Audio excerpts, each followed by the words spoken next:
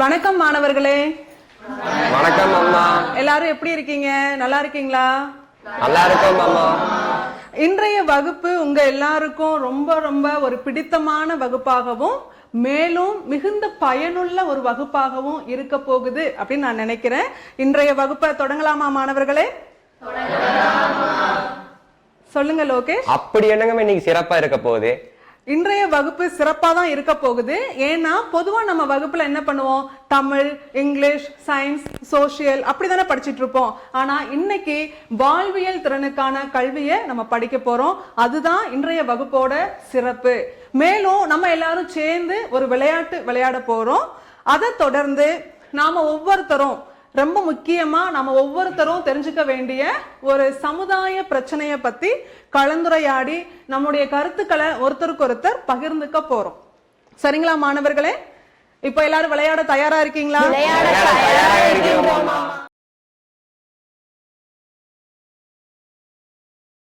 நன்றி மாணவர்களே, ரொம்ப அழகா வட்டமா உட்கார்ந்துட்டீங்க. இப்போ இந்த விளையாட்டை விளையாடுறதுக்கு நான் உங்களுக்கு ஒரு பந்தையும் ஒரு ஊசியையும் கொடுக்க போறேன். உதாரணமா இப்போ என்கிட்ட இருக்கிற இந்த பந்தை நான் என் பக்கத்துல இருக்கிறவங்க கிட்ட கொடுப்பேன், அவங்க பக்கத்துல இருக்கிறவங்க கிட்ட கொடுப்பாங்க. அதே மாதிரி இந்த பந்து முழுமையா ஒரு சுத்தி வரணும். அதுக்கு நாம எடுத்துக்க வேண்டிய நேரம் 30 வினாடிகள் மட்டுமே. அதே மாதிரி ஊசியையும் 30 வினாடிகளுக்குள்ள நாம முழுமையா ஒரு சுத்து கொண்டுட்டு வரணும். சரிங்களா? இப்போ விளையாட தொடங்கலாமா மாணவர்களே? தொடங்கலாம் அம்மா. வேகமா.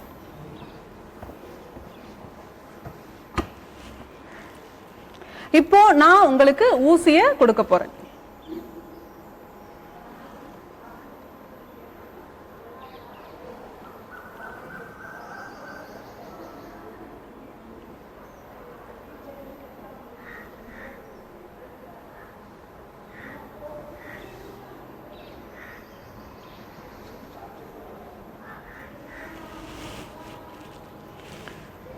நன்றி மாணவர்களே, ரொம்ப நல்லா விளையாடுனீங்க.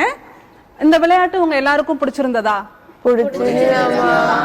ஓகே. இந்த விளையாட்டை விளையாடும் போது நீங்க என்ன ஃபீல் பண்ணீங்க, இந்த விளையாட்டு உங்களுக்கு எப்படி இருந்தது அப்படிங்கறத உங்களுடைய கருத்துக்களை இப்ப என் கூட பகிர்ந்துக்கலாம். அம்மா, பந்து வச்சு விளையாண்டது எனக்கு ரொம்ப பிடிச்சிருந்துச்சு அம்மா. பந்தை வச்சு விளையாடுனது உங்களுக்கு ரொம்ப பிடிச்சிருந்தது. சரி, வேற யாராவது? அம்மா, நாங்க பந்தை ரொம்ப வேகமா மாத்திக்கிட்டோம்மா. ஓகே, பந்தை வந்து வேகமா உங்களால மாத்த முடிஞ்சது. இந்த விளையாட்டை பத்தி உங்களுடைய கருத்துக்களை என் கூட பகிர்ந்துகிட்டதுக்கு ரொம்ப நன்றி. நீங்க சொன்ன அதே கருத்துக்களை நானும் நீங்க விளையாடும் பொழுது கவனிச்சேன். அதாவது பந்தை நாம ஒருவருக்கொருவர் பரிமாறிக்கிட்ட போது ரொம்ப வேகமாவும் ரொம்ப எளிமையாவும் செஞ்சீங்க. ஆனா ஊசிய ஒருத்தர்கிட்ட இருந்து வாங்கி அதை இன்னொருத்தர்கிட்ட கொடுக்கும் போது நீங்க கொஞ்சம் சிரமப்பட்டதை நான் கவனிச்சேன். அது ஏன்னு நான் தெரிஞ்சுக்கலாமா மாணவர்களே? அம்மா, ஊசி கையில குத்தி காய் ஏற்பட்டுங்கிற பயத்தினால நாங்க பொறுமையா கொடுத்தோமா. ரொம்ப சரியா சொன்னீங்க கனிமொழி. பொதுவாகவே பாத்துக்கிட்டீங்க அப்படின்னா எளிமையான கருத்துக்களை நம்ம வேகமா எடுத்துக்கிறதும் எளிமையான செயல்களை ரொம்ப வேகமா முடிக்கிறதும் நம்மளுடைய இயல்பு. ஆனா இங்க அது கூர்மையான ஊசி அப்படிங்கிறதுனால அதை நம்ம வாங்கும் போதும் சரி, அதை மற்றவங்க கிட்ட கொடுக்கும் போதும் சரி, நாம ரொம்ப பொறுமையா ரொம்ப மெதுவா செயல்பட வேண்டி இருந்துச்சு. அதே மாதிரிதான் நம்மளுடைய வாழ்க்கையிலையும் நம்மளுடைய வாழ்க்கை சீரும் சிறப்புமா வாழ தேவையான கருத்துக்களை நாம அலசி ஆராய்ஞ்சி அந்த கருத்துக்களை எடுத்துக்கிறதுனால கிடைக்கக்கூடிய நன்மைகள் என்ன, அதனால ஏற்படக்கூடிய தீமைகள் என்ன அப்படிங்கிறத நம்ம புரிஞ்சு சிந்திச்சு செயல்படணும். ரொம்ப பொறுமையா செயல்பட வேண்டியது ரொம்ப ரொம்ப அவசியமானது. என்ன மாணவர்களே, இனி வரும் காலங்கள்ல நீங்க எந்த ஒரு செயல்ல ஈடுபட்டாலும் ரொம்ப பொறுமையா சிந்திச்சு செயல்படுவீங்களா? செயல்படுவோம் அம்மா. இந்த கருத்தை தான் நாம இந்த விளையாட்டு மூலமா இன்னைக்கு தெரிஞ்சுக்கிட்டோம். சரிங்களா? நன்றி மாணவர்களே.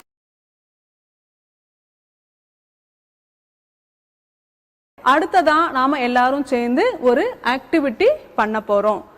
அதாவது பகிர்ந்து கொள்வோமா. செயல்பாட்டோட பேர் என்ன? பகிர்ந்து கொள்வோமா. நான் பகிர்ந்து கொள்வோமான்னு சொன்ன உடனே உங்களுக்குள்ள நிறைய கேள்விகள் வந்திருக்கும். அதாவது என்ன பகிர்ந்துக்க போறோம், எப்படி பகிர்ந்துக்க போறோம், யார் கூட பகிர்ந்துக்க போறோம் அப்படிங்கிற நிறைய சந்தேகங்கள் உங்களுக்கு வந்திருக்கலாம்.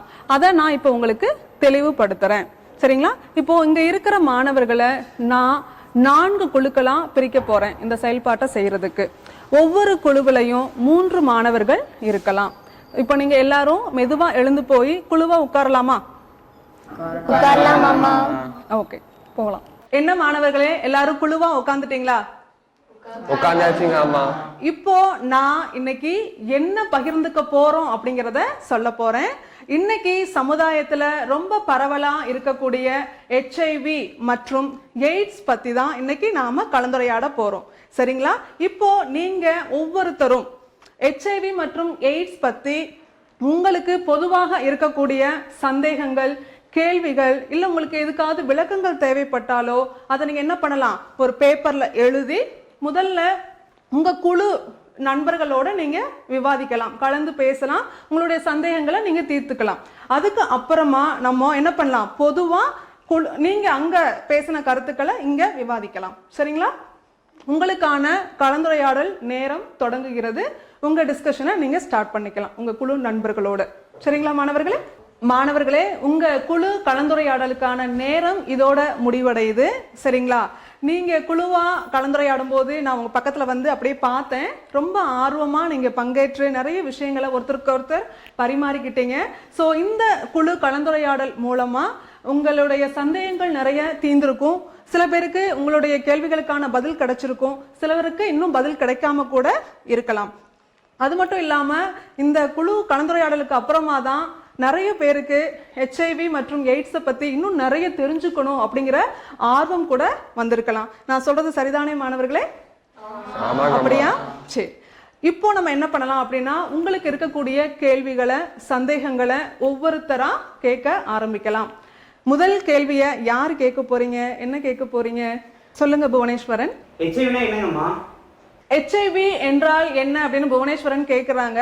சோ உங்கள யாருக்காவது இதுக்கான விடை பதில் தெரிஞ்சா நீங்க ஷேர் பண்ணிக்கலாம். சொல்லுங்க ரிஷிகா.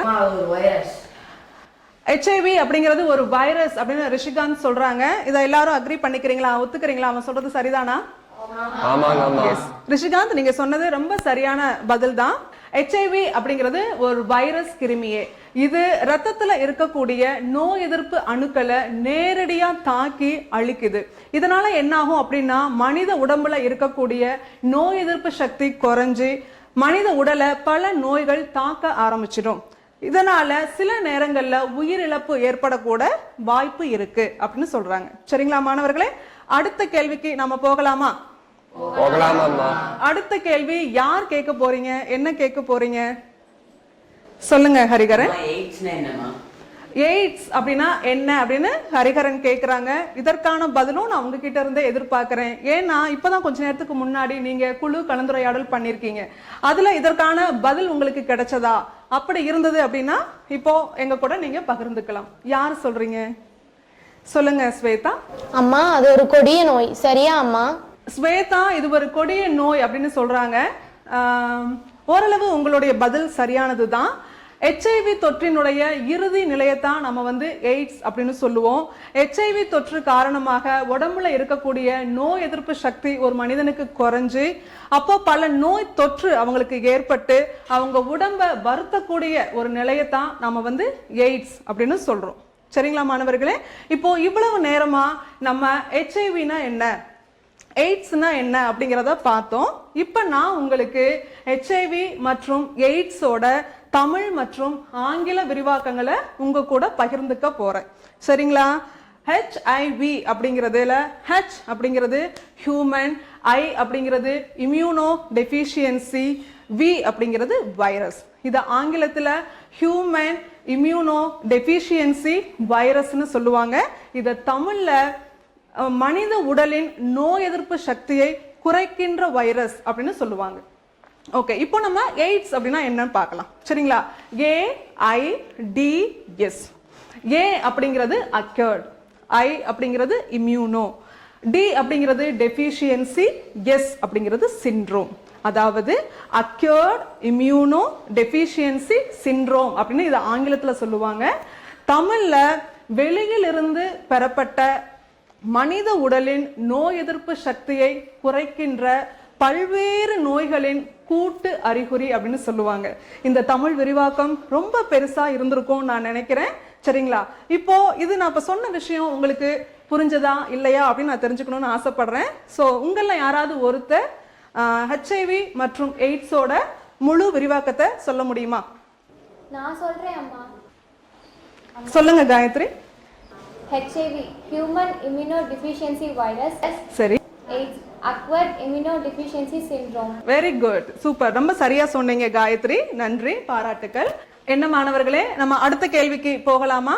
யார் கேட்க போறீங்க? சொல்லுங்க லோகேஷ். ஹெச்ஐவிக்கும் எய்ட்ஸுக்கும் உள்ள வேறுபாடு என்னங்கம்மா? ஓகே, ஹெச்ஐவி மற்றும் எய்ட்ஸ் அதோட வேறுபாடு என்ன அப்படின்னு லோகேஷ் கேக்குறாங்க. உங்கள யாருக்காவது தெரிஞ்சா அதை என் கூட பகிர்ந்துக்கலாம். HIV என்பது வைரஸ், எய்ட்ஸ் என்பது நோய் தொற்றை ஏற்படுத்தி உடலில் எதிர்ப்பு சக்தி குறைக்குமாமா? ரொம்ப சரியா சொன்னீங்க புவனேஸ்வரன். ஹெச்ஐவி அப்படிங்கிறது மனித உடம்புல மட்டுமே உயிர் வாழக்கூடிய ஓர் வைரஸ் கிருமி. இது என்ன பண்ணும் அப்படின்னா, ஹெச்ஐவி தொற்று ஒருத்தருக்கு ஏற்பட்ட உடனே அவங்க உடம்புல இருக்கக்கூடிய நோய் எதிர்ப்பு சக்தி குறைஞ்சு அவங்களுக்கு பல நோய் தொற்று ஏற்படும். அதே சமயத்துல பல சந்தர்ப்பவாத நோய்களும் அவங்க உடலை தாக்கி எய்ட்ஸ் அப்படிங்கிற ஒரு இறுதி நிலைக்கு அவங்கள தள்ளிடும். சரிங்களா? அதாவது இன்னும் சுருக்கமா சொல்லணும் அப்படின்னா, ஹெச்ஐவி அப்படிங்கிறது மனித உடம்புல இருக்கக்கூடிய நோய் எதிர்ப்பு சக்தியை குறைக்கின்ற வைரஸ். ஆட்டோமேட்டிக்கா ஒரு மனிதனுடைய உடம்புல நோய் எதிர்ப்பு சக்தி குறைஞ்சது அப்படின்னா அந்த நேரத்துல பல நோய்கள் அவங்க உடம்ப தாக்க ஆரம்பிச்சிடும். அந்த நிலையத்தான் நம்ம எய்ட்ஸ் அப்படின்னு சொல்றோம். இப்போ ஹெச்ஐவிக்கும் எய்ட்ஸுக்கும் உள்ள வேறுபாடு உங்களுக்கு புரிஞ்சிருக்கும் அப்படின்னு நான் நினைக்கிறேன். அப்படியா மாணவர்களே? புரிஞ்சதா? புரிஞ்சதுங்கம்மா. நாம அடுத்த கேள்விக்கு போகலாமா மாணவர்களே? அடுத்து என்ன கேள்வி, யாரு கேட்க போறீங்க? சொல்லுங்க காயத்ரி. அம்மா, நோய் எதிர்ப்பு தன்மை என்றால் என்ன? HIV கிருமி உடலில் நோய் எதிர்ப்பு சக்தி எவ்வாறு பாதிக்கிறது? நீங்க எல்லாரும் காயத்ரியோட கேள்வியை கவனிச்சீங்களா? இந்த கேள்விக்கு உங்கள யாராவது பதில் சொல்ல முடியுமா? அப்படி இருந்தா நீங்க கை தூக்கி உங்களுடைய பதில நீங்க பகிர்ந்துக்கலாம் என் கூட. சொல்லுங்க ஸ்வேதா. அம்மா, எங்க பாட்டி சொன்னாங்க, ஒருவருக்கு அடிக்கடி உடம்பு சரியில்லாம போனா அவங்களுக்கு நோய் எதிர்ப்பு சக்தி கம்மியாகவும், அதே அவங்க ரொம்ப ஆரோக்கியமா இருந்தாங்கன்னா அவங்களுக்கு நோய் எதிர்ப்பு சக்தி அதிகமாகவும் இருக்கும்னு சொன்னாங்க. அம்மா, ரொம்ப சரியா சொன்னீங்க ஸ்வேதா. ரிஷிகாந்த், நீங்க ஏதோ சொல்ல வரீங்களா? என்ன சொல்ல போறீங்க?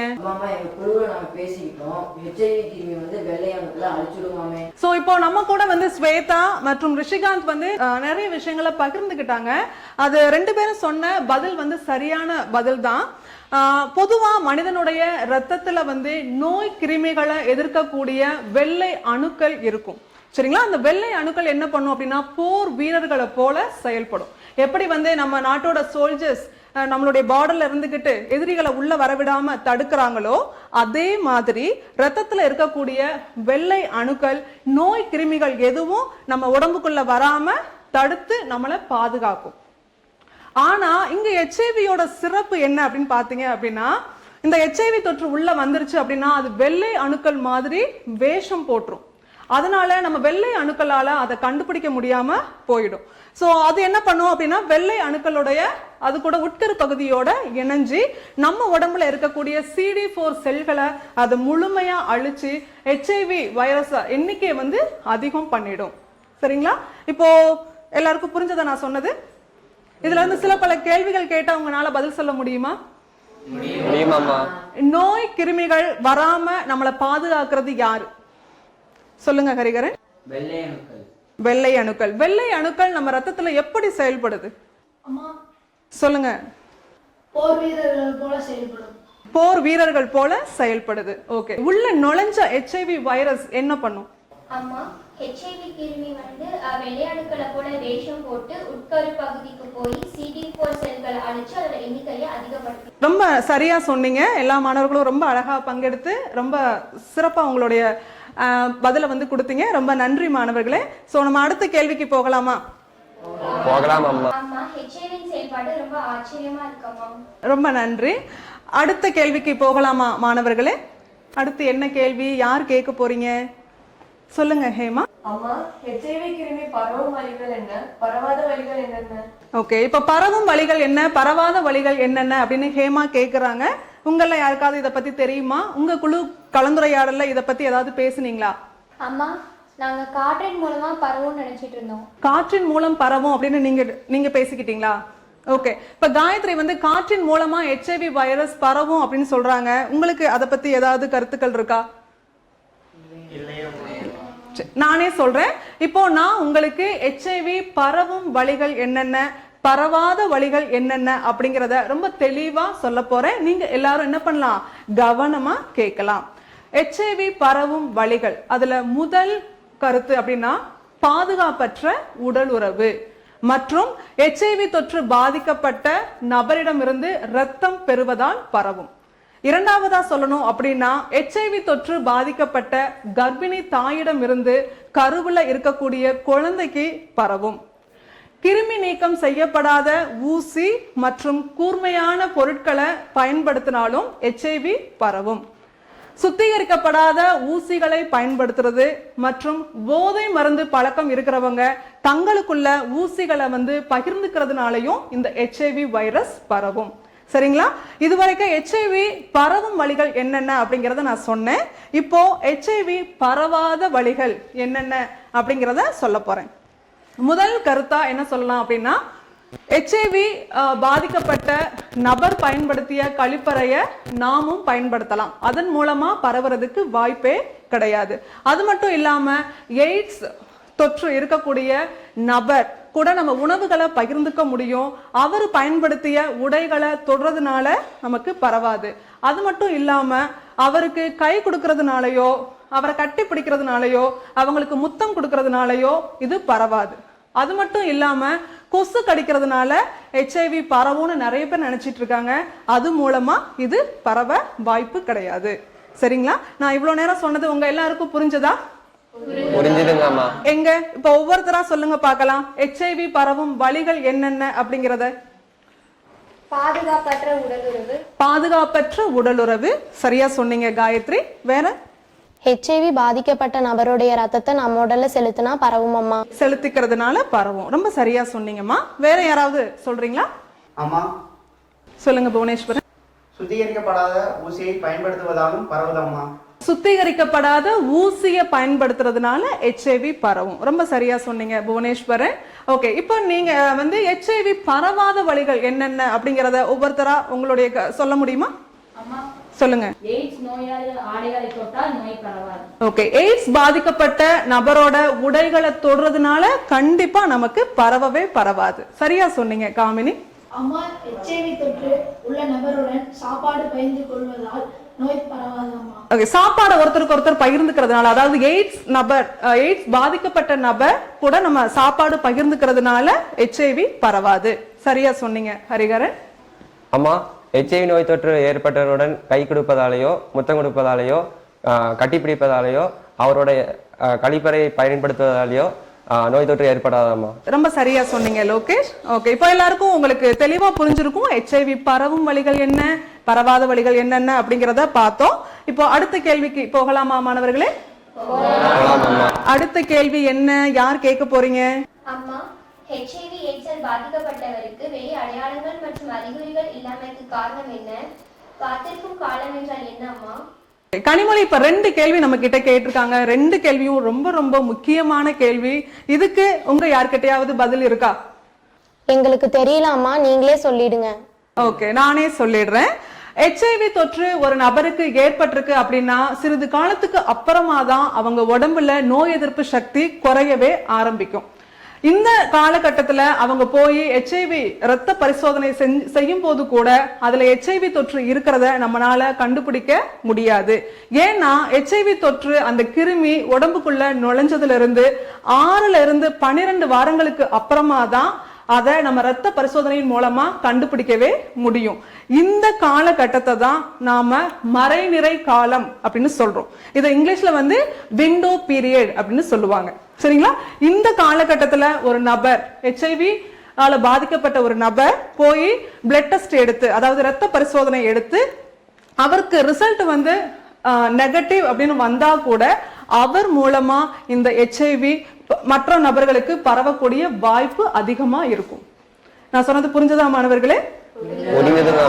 அடுத்த கேள்விக்கு போகலாமா? அம்மா, HIV தொற்றுக்கு தடுப்பூசியும் கிடையாது, அதை குணப்படுத்தவும் முடியாது, ஏன் அம்மா? நீங்க சொல்றது சரிதான் காமினி. இன்னைக்கு வரைக்கும் நம்மளால HIV மற்றும் எய்ட்ஸுக்கு தடுப்பு மருந்து கண்டுபிடிக்க முடியல. அதுக்கான முயற்சியில நிறைய விஞ்ஞானிகள் தொடர்ந்து ஈடுபட்டு தொடர்ந்து அவங்க அதை முயற்சி பண்ணிட்டு தான் இருக்காங்க. HIV மற்றும் எய்ட்ஸுக்கு நம்மனால தடுப்பு மருந்து கண்டுபிடிக்க முடியல, ஆனா அதை நம்ம வந்து கட்டுப்படுத்த நம்ம கிட்ட தேவையான மருத்துவ சிகிச்சைகள் இருக்கு. அதை நீங்க எல்லாரும் இந்த தருணத்துல தெரிஞ்சுக்கணும் அப்படின்னு நான் ஆசைப்படுறேன். சரிங்களா? இப்போ உங்களுக்கான பதில் கிடைச்சதா காமினி? அடுத்து என்ன கேள்வி யாரு கேட்க போறீங்க? சொல்லுங்க ஹேமா. ஆமா, HIV கிருமிக்கான ரத்த பரிசோதனை எங்க எப்படியெல்லாம் மேற்கொள்ளப்படுகிறது? இத பத்தி உங்களுக்கு யாருக்காவது தெரியுமா? ஹேமா கேக்குற கேள்வியை எவ்வளவு பேர் கவனிச்சிங்க? HIV தொற்றுக்கான ரத்த பரிசோதனை எங்க நடக்கும், எங்க போய் நம்ம பண்ணலாம் அப்படின்னு கேக்குறாங்க. நீங்க ஏதாவது இத பத்தி உங்களுக்கு ஏதாவது சொல்ல முடியுமா? சரி, நானே சொல்றேன். அனைத்து அரசு மருத்துவமனைகள் மற்றும் ஆரம்ப சுகாதார நிலையங்கள்ல செயல்படக்கூடிய நம்பிக்கை மையங்கள் அவங்க வந்து என்ன பண்றாங்க அப்படின்னா இதுக்கான இலவசமான ஆலோசனையும் இலவசமா பரிசோதனையும் செய்து கொடுக்கறாங்க. சரிங்களா? இப்ப யாராவது ஒருத்தர் சொல்லுங்க, HIV தொற்றுக்கான ரத்த பரிசோதனை எங்க நடக்கும்? சொல்லுங்க கைட். அம்மா, அரசு மருத்துவமனைகள் மற்றும் ஆரம்ப சுகாதார நிலையங்களில் உள்ள நம்பிக்கை மையங்களில் எடுக்கப்படுகிறது அம்மா. நம்பிக்கை மையங்கள் மூலமா இது எப்படி பண்றாங்க, அதுவும் இலவசமா பண்றாங்க. சரிங்களா? இந்த கருத்தையும் நீங்க இந்த வகுப்புல இருந்து எடுத்துட்டு போகணும் அப்படின்னு நான் நினைக்கிறேன். ஓகே, அடுத்த கேள்விக்கு போகலாமா மாணவர்களே? நீங்க நிறைய ஆர்வமூட்டும் கேள்விகளை கேட்கறீங்க. சோ அதனால எனக்கே இது ரொம்ப பிடிச்சிருக்கு இந்த வகுப்பு. அடுத்த கேள்விக்கு போகலாம். அம்மா, HIV தொற்று வராமல் இருக்க ஆலோசனை சொல்லுங்க. HIV நமக்கு வரக்கூடாது அப்படின்னா நம்ம என்ன பண்ணணும் அப்படின்னுட்டு ஹரிகரன் கேக்குறாங்க. இதுக்கும் உங்க யார்கிட்டயாவது பதில் இருந்தா முதல்ல நீங்க சொல்லுங்க, அதுக்கப்புறமா நான் வந்து மேலும் சில கருத்துக்களை நான் ஆட் பண்ணிக்கிறேன். நானே சொல்லிடட்டுமா? உங்களுக்கு தெரியலங்க, நீங்களே சொல்லிடுங்க. சரிங்க லோகேஷ். சுத்திகரிக்கப்படாத ஊசியை வந்து நம்ம பயன்படுத்தக்கூடாது. இதை தான் நான் முதல்ல சொல்லுவேன். என்ன பயன்படுத்தக்கூடாது? தகாத உடல் உறவுல நாம ஈடுபடக்கூடாது. மேலும் ஒருவனுக்கு ஒருத்தி அப்படிங்கிற கோட்பாட்டோட வாழ பழகிக்கணும். அது மட்டும் இல்லாம முறையா பரிசோதிக்கப்படாத ரத்தத்தை எந்த காரணத்தினாலையும் எவ்வளவு அவசரமா இருந்தாலும் நம்ம உடம்புல செலுத்துறத நம்ம கண்டிப்பா தவிர்க்கணும். இந்த விஷயங்களை நம்ம கடைபிடிச்சாலே HIV தொற்று வராம நம்ம பாதுகாத்துக்க முடியும். சொன்னது புரிஞ்சுதா? இப்ப நான் சொன்ன இவ்வளவு பாயிண்ட்ஸையும் யாராவது ஒருத்தர் திரும்ப ரிப்பீட் பண்ண முடியுமா? யாரு சொல்றீங்க? என்னெல்லாம் பண்ணணும்? HIV தொற்று நமக்கு வரக்கூடாது அப்படின்னா என்னென்ன பண்ணணும்? இவ்வளவு நேரம் நான் சொன்னேன் இல்லையா, அதை யாராவது ஒவ்வொரு பாயிண்டா சொல்ல முடியுமா? சொல்லுங்க ரிஷிகா. ஓகே, ஒருவனுக்கு ஒருத்தி அப்படிங்கிற கோட்பாட்டுல வாழ்ந்தா நம்ம கண்டிப்பா அதை தவிர்க்க முடியும். சரியா சொன்னீங்க ரிஷிகாந்த், வாழ்த்துக்கள், நன்றி. சொல்லுங்க புவனேஸ்வரன். பரிசோதிக்கப்படாத ரத்தத்தை வந்து எந்த காரணம் கொண்டு நம்ம உடலை செலுத்தக்கூடாது? முறையா பரிசோதிக்கப்படாத ரத்தத்தை எந்த காரணம் கொண்டு நம்ம உடம்புல செலுத்த நம்ம அனுமதிக்கவே கூடாது. சரிங்களா? ரொம்ப சரியா சொன்னீங்க புவனேஸ்வரன். சொல்லுங்க ஹேமா. சுத்திகரிக்கப்படாத ஊசியை பயன்படுத்தக்கூடாது. சுத்திகரிக்கப்படாத ஊசியை பயன்படுத்தவே கூடாது. ரொம்ப சரியா சொன்னீங்க. Very good Hema. வேற அவ்வளவுதான் நான் சொன்னா? ரொம்ப சரியா சொன்னீங்க மாணவர்களே. மறுபடியும் உங்களுக்கு நீங்களே கை தட்டிக்கோங்க. ரொம்ப சிறப்பா சொன்னீங்க. நன்றி, பாராட்டுக்கள், எல்லாருக்குமே பாராட்டுக்கள். அடுத்த கேள்விக்கு போகலாமா? அடுத்து என்ன கேள்வி யாரு கேட்க போறீங்க? சொல்லுங்க சொல்லுங்க லோகேஷ். ஆமா, HIV தொற்று ஏற்பட்டவங்களும் நம்மள மாதிரி தானுங்கம்மா. சரிங்களா தவறுங்களா? கண்டிப்பா சரி. HIV தொற்று பாதிக்கப்பட்டவங்களும் நம்மள மாதிரி தான். அவங்களை எந்த காரணத்தை கொண்டும் அவங்கள நம்ம ஒரு இழிவாவோ அவங்கள ஒரு கேவலமாவோ நம்ம பார்க்க கூடாது, நடத்தவும் கூடாது. அவங்கனாலையும் நம்மள மாதிரியே சராசரியா எல்லா வேலைகளையும் சிறப்பா செய்ய முடியும். அவங்களுக்கு தேவையான மருத்துவ சிகிச்சைகளை எடுத்துக்க சொல்லி அவங்களுக்கு நம்ம அறிவுறுத்தணும். இது நம்மளுடைய கடமை. அது மட்டும் இல்லாம அவங்க முறையா மருத்துவ சிகிச்சை இதுக்கு எடுத்துக்கிறதும் நாம அவங்க கூட அன்பா ஆதரவா இருக்கிறதும் அவங்களுடைய வாழ்நாள நீட்டிக்க செய்யும். சோ அதனால வந்து இது என்ன பண்ணணும், நம்ம ஒரு கடமையா நினைச்சு நம்ம பண்ணணும். எப்பவுமே அவங்க கூட அன்பா ஆதரவா இருக்க நம்ம பழகிக்கணும். இதுவும் ரொம்ப ரொம்ப முக்கியமான கருத்து. இன்றைய வகுப்புல நம்ம எடுத்துக்கிறதுல நிறைய முக்கியமான கருத்துக்களை எடுத்துக்க போறீங்க. இது ரொம்ப ரொம்ப முக்கியம். சரிங்களா? ஓகே, அடுத்து வேற ஏதாவது கேள்விகள் இருக்கா? என்ன மாணவர்களே, நான் ஆரம்பத்துல சொன்ன மாதிரி இந்த வகுப்பு மிகுந்த பயனுள்ள வகுப்பாக இருந்திருக்கும் அப்படின்னு நான் நம்புறேன். அது மட்டும் இல்லாம இந்த வகுப்புல உங்களுக்கான சந்தேகங்கள், உங்க கேள்விகளுக்கான விடைகள் கிடைச்சிருக்கும் அப்படின்னு நான் நம்புறேன். நன்றி மாணவர்களே. நாம அடுத்த வகுப்புல சந்திக்கலாம்.